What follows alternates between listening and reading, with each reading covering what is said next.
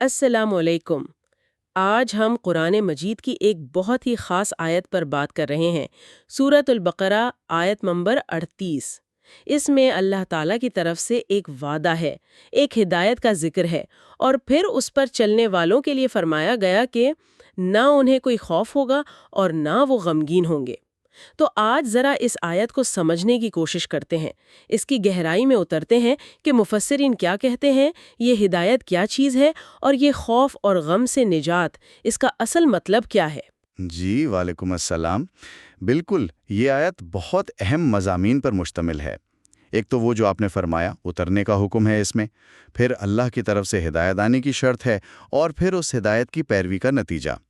اور ہاں، کچھ زبان کے اور تفسیر کے نکات بھی ہیں جو بڑے دلچسپ ہیں۔ اچھا، تو آیت شروع ہوتی ہے قُلْنَا اهْبِطُوا مِنْهَا جَمِيعًا، یعنی ہم نے فرمایا کہ تم سب یہاں سے اتر جاؤ۔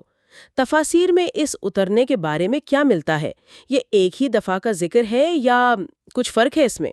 جی، اس پہ مفسرین میں عام طور پر دو آرا ملتی ہیں۔ ایک رائے تو یہ ہے کہ جو پہلا اترنے کا حکم تھا، جس کا ذکر شاید پہلے آیا ہے، وہ تھا جنت سے آسمان دنیا پر، اور یہ جو دوسرا حکم ہے، یہ ہے آسمان دنیا سے زمین پر۔ اچھا۔ اور دوسری رائے یہ کہتی ہے کہ یہ دوسرا ذکر یا تو تاکید کے لیے ہے، مطلب بات کو پکا کرنے کے لیے، یا پھر مقصد میں فرق ہے۔ پہلا اترنا شاید سزا کے پہلو سے تھا، اور یہ دوسرا جو ہے، یہ ذمہ داری سونپنے کے لیے ہے، یعنی وہ احکام، تکالیف شرعیہ جنہیں کہتے ہیں، ان کی ذمہ داری ڈالنے کے لیے۔ یعنی یہ صرف ایک جگہ سے دوسری جگہ جانا نہیں تھا، بلکہ ایک نئی ذمہ داری کا آغاز تھا۔ بالکل، اور وہ جو لفظ ہے جمیعن، سب کے سب، وہ حالت تو بیان کرتا ہے، تاکید بھی کرتا ہے، لیکن اس کا یہ مطلب لازم نہیں کہ سب ایک ہی وقت میں ایک ساتھ اترے۔ صحیح صحیح۔ اچھا، پھر آگے فرمایا فَإِمَّا يَأْتِيَنَّكُم مِّنِّي ہُدًى، پھر اگر میری طرف سے تمہارے پاس ہدایت آئے۔ یہاں یہ اگر یعنی ان شرطیہ کیوں استعمال ہوا؟ کیا ہدایت کا آنا یقینی نہیں سمجھا جا رہا؟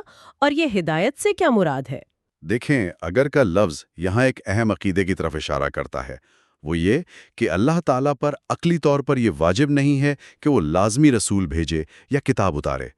یہ اس کا فضل ہے، اس کا کرم ہے کہ وہ بھیجتا ہے۔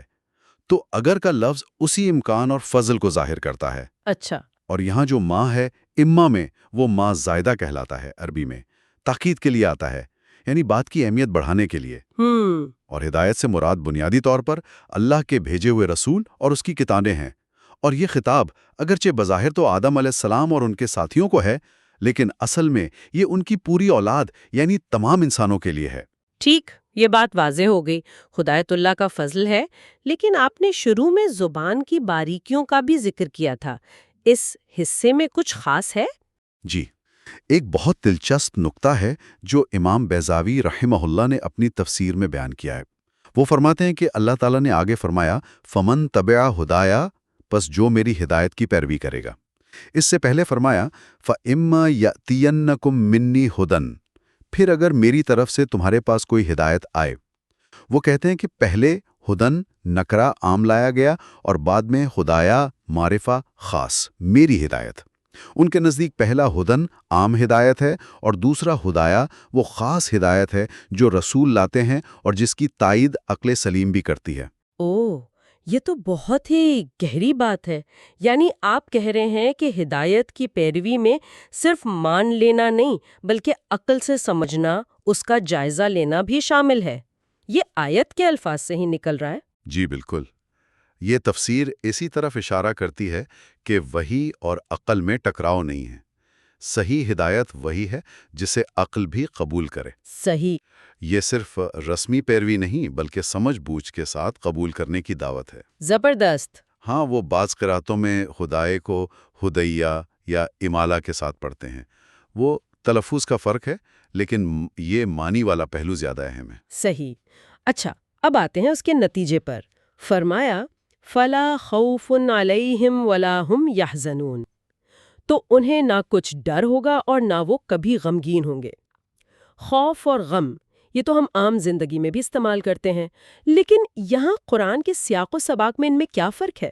جی، عام طور پر خوف کا تعلق ہوتا ہے مستقبل سے، یعنی آنے والے وقت میں کسی بری چیز کے پیش آنے کا ڈر، کسی تکلیف کا اندیشہ۔ اور حزن؟ یعنی غم، اس کا تعلق ہوتا ہے ماضی سے، کسی گزری ہوئی بات پر، کسی چیز کے چھوٹ جانے پر افسوس، پچھتاوا۔ تو یہاں مطلب یہ ہوا کہ جو اللہ کی ہدایت پر چلیں گے انہیں آخرت میں نہ تو مستقبل میں کسی عذاب یا ناگوار بات کا ڈر ہوگا، یعنی خوف نہیں ہوگا۔ جی خوف نہیں ہوگا، اور نہ ہی دنیا میں جو کچھ چھوڑ آئے یا کوئی نعمت چھوٹ گئی اس پر کوئی افسوس یا غم ہوگا۔ اچھا، یعنی مکمل نجات۔ بالکل، یہ ایک طرح سے ہر قسم کی منفی کیفیت، ہر قسم کی تکلیف کی مکمل نفی ہے، اور کامل سکون، کامل ثواب اور کامیابی کی ضمانت ہے۔ یعنی یہ صرف عذاب سے بچنا نہیں بلکہ ایک مکمل ذہنی اور روحانی سکون کی حالت ہے کہ نہ آنے والے کل کی فکر، نہ گزرے ہوئے کل کا کوئی ملال۔ آپ نے بالکل صحیح پکڑا، یہ سزا کی نفی اور انعام کے کامل ہونے کا بہت مؤثر بیان ہے، مکمل سلامتی اور دائمی خوشی کا وعدہ ہے یہ۔ تو خلاصہ یہ ہوا کہ یہ آیت ہمیں بتا رہی ہے کہ انسان زمین پر آیا ایک ذمہ داری کے ساتھ۔ اس ذمہ داری کو پورا کرنے کے لیے اللہ کی طرف سے ہدایت آئے گی جو اس کا فضل ہے، اور جو لوگ اس ہدایت کو اپنی عقل و فہم کو استعمال کرتے ہوئے پہچانیں گے اور اس پر چلیں گے، ان کے لیے انعام یہ ہے کہ آخرت میں وہ ہر قسم کے ڈر اور ہر قسم کے غم سے محفوظ ہوں گے۔ ماشاءاللہ، بہت اچھا خلاصہ کیا آپ نے۔ بالکل یہی بات ہے، اور یہ بات واقعی ہمیں سوچنے پر مجبور کرتی ہے کہ ہدایت کی پیروی میں عقل اور فہم کا کتنا اہم کردار بتایا گیا ہے۔ آج کے دور میں بھی وحی کی روشنی میں اپنی عقل کو صحیح سمت میں استعمال کر کے راستہ تلاش کرنا اور اس پر قائم رہنا، یہی دراصل اس وعدے کا مستحق بننے کا طریقہ ہے۔ بالکل،